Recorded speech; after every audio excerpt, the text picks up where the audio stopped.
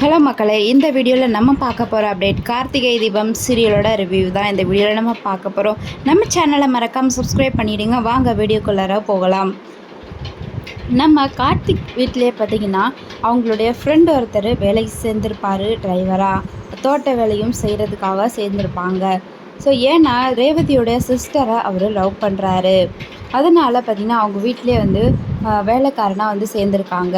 So அவர் என்ன பண்ணுறாருன்னா, நம்ம ரேவதியோட சிஸ்டருக்கு லவ் லெட்ரு கொடுத்துட்றாரு. அந்த ஒரு லெட்டரை அவங்க தான் எழுதி தர சொன்னதாக சொல்லியிருப்பாங்க.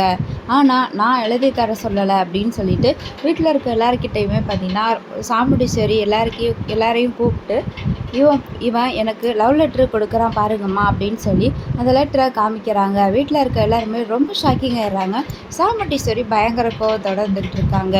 இன்னொரு பக்கம் பார்த்திங்கன்னா நம்ம ரேவதியுடைய அதாவது தாலி பிரித்து கோக்கிற அந்த ஃபங்க்ஷனில் எல்லாருக்குமே அதாவது கம்பெனியில் வேலை பார்க்குற ஒர்க்கர்ஸ்க்கு எல்லாருக்குமே அவங்க சார்பாக போனஸ் கொடுக்குறதா சொல்லியிருப்பாங்க.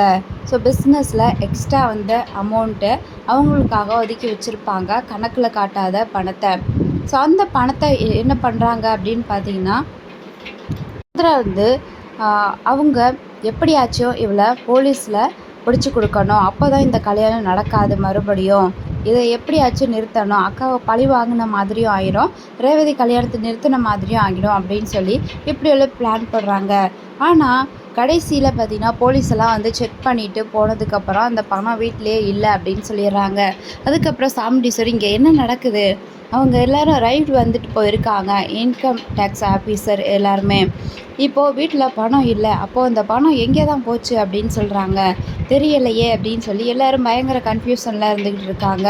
நம்ம ராஜராஜனும் வீடு ஃபுல்லாக போய் தேடி பார்க்குறாரு, எங்கேயுமே இல்லை.